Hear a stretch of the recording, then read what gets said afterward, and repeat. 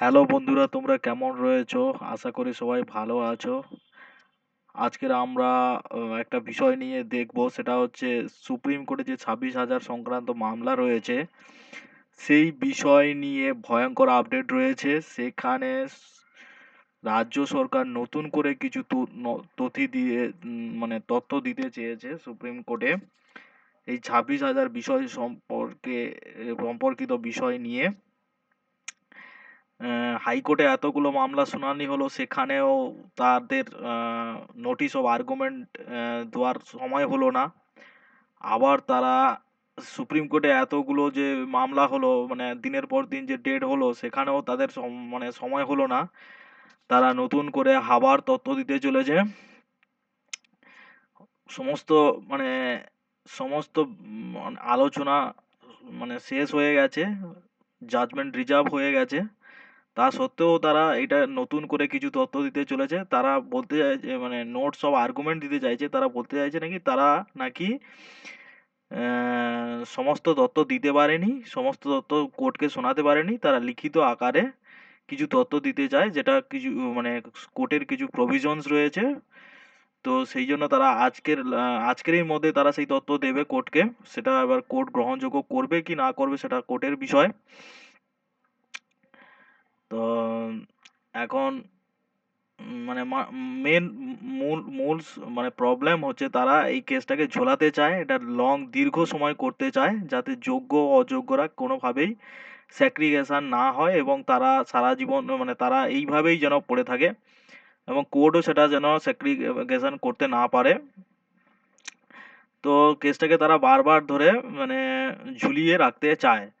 তো এই বিষয় নিয়ে তারা হচ্ছে নতুন করে আর্গুমেন্ট দিতে চায়, কিন্তু এই ঘটনাটা ঘটবে না। সুপ্রিম কোর্টের বিচারপতিরা যথেষ্ট বুদ্ধিমান। তারা ঠিক সময় মতো তাদের জাজমেন্টটা দেবে এবং হচ্ছে সেই জাজমেন্টে কিছু পজিটিভ আসবে সবার জন্য। তো আজকের যে বিষয়টা হচ্ছে যে সুপ্রিম কোর্টে 26,000 সংক্রান্ত মামলা নতুন করে তথ্য দিতে চলেছে এসএসসি। এই মামলায় বিভিন্নভাবে বিভিন্ন জন অযোগ্য শিক্ষকের সংখ্যা দিয়েছিল। তাদের মধ্যে আমরা কিছু জনের যে সংখ্যা কে কতজন দিয়েছে সেই সংখ্যাগুলো নিয়ে আজকের একটু বিস্তারিত আলোচনা করব। সেই সংখ্যাগুলোর মধ্যে আমরা দেখতে পাচ্ছি যে বিরোধী পক্ষের যে আইনজীবীরা, তারা অযোগ্যদের সংখ্যা দিয়েছিল 10,753 জন এবং সিবিআই যে সংখ্যাটা দিয়েছিল অযোগ্য শিক্ষকদের 9,375 জন। সেখানে স্টেট গভর্নমেন্ট একটা সংখ্যা দিয়েছিল, সেই সংখ্যাটা হলো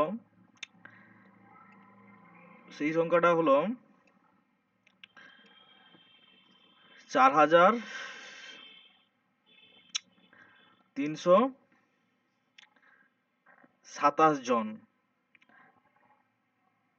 বোর্ড যে সংখ্যাটা দিয়েছিল সেই সংখ্যাটা হলো 5,149 জন।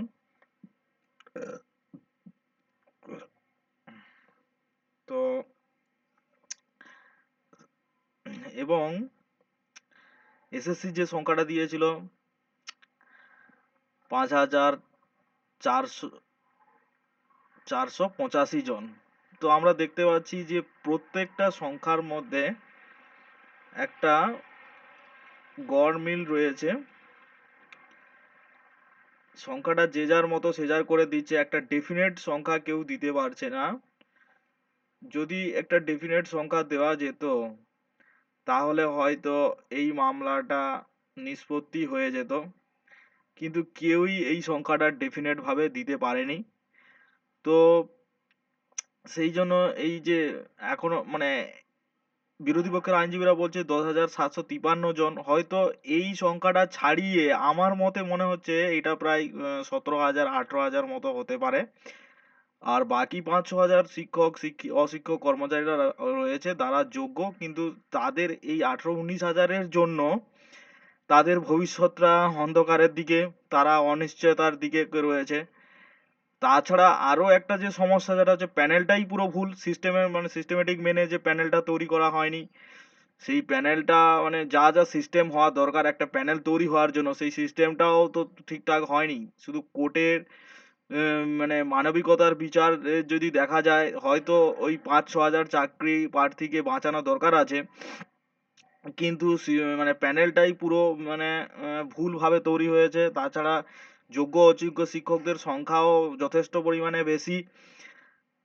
যোগ্য শিক্ষকদের সংখ্যাও অযোগ্য শিক্ষকদের সংখ্যাও যথেষ্ট পরিমাণে বেশি। তাই এই প্যানেল সম্পূর্ণভাবে বাদ হওয়ার সম্ভাবনা রয়েছে।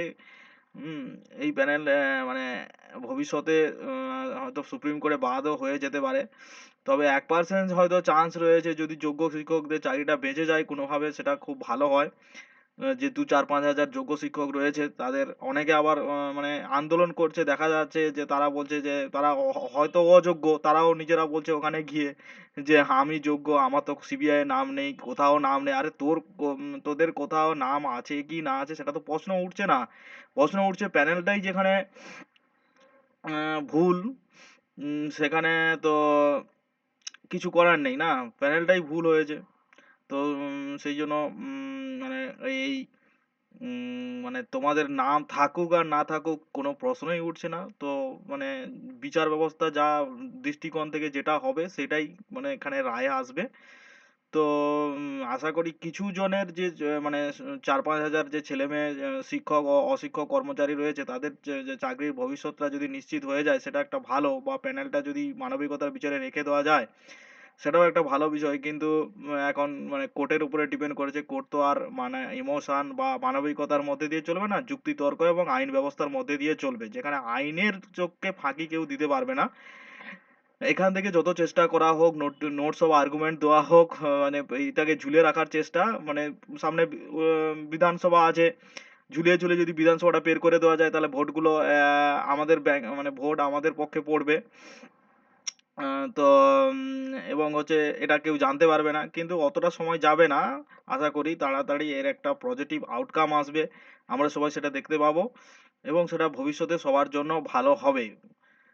যদি এই আমরা যেটা দেখতে পাচ্ছি যে এই যে ১০,৭৫৩ জন, ৯,০০০ সিবিআই রিপোর্টে ৯,০০০ ৩৭৫ জন, এবং স্কুল স্টেট গভর্নমেন্টের রিপোর্টে ৪,৩২৭ জন, এবং বোর্ডের রিপোর্টে ৫,১৮৯ জন, এবং হচ্ছে এবং এসএসসি রিপোর্টে ৫,৪৮৫ জন। এই যে তথ্যগুলো ডেফিনেট তথ্য নয়। এখানে কিভাবে বলা সম্ভব যে এতজন করে যদি বাদ দিয়ে দেওয়া যায় তাহলে এর মধ্যে একজন অযোগ্য শিক্ষক থেকে গেল না, এই কথাটা কি করে বলা সম্ভব? এ কথাটাও তো বলা সম্ভব নয়। যদি একজন অযোগ্য শিক্ষক ওর মধ্যে থেকে যায় তাহলে তাহলে কি করে মানে জাস্টিস হলো? এটা তো একটা সঠিক জাস্টিস নয়। তাই সঠিক জাস্টিস দেওয়ার জন্য সমস্ত প্যানেলটাকে বাদ দিয়ে দেওয়া উচিত, না হলে সমস্ত প্যানেলটাকে রেখে দেওয়া উচিত। তো এখন আমরা সুপ্রিম কোর্টের দিকে তাকিয়ে আছি। সুপ্রিম কোর্টে যে বিষয়টা নিয়ে কি মানে যে রায় আসবে সেটাই হচ্ছে ফাইনাল রায় হবে, এবং সেটাকে সবাইকে মেনে নিতে হবে আগামী দিনে।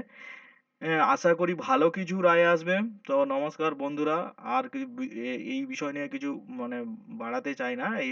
এতদূর পর্যন্ত আমরা আলোচনা করলাম। পরবর্তী সময়ে কি আপডেট আসছে সেটা নিয়ে আমরা আরো বিস্তারিত আলোচনা করব। তবে আপাতত যেটা জানা যাচ্ছে যে মানে সংখ্যাটা মানে ১৮-১৯ হাজার মতো হতে পারে। ২-৪-৫ হাজার ছেলেমেয়ে হয়তো ভালো রয়েছে, তাদের চাকরিটা বাঁচা উচিত। তো নমস্কার বন্ধুরা, আজ এই পর্যন্ত। ধন্যবাদ সবাইকে।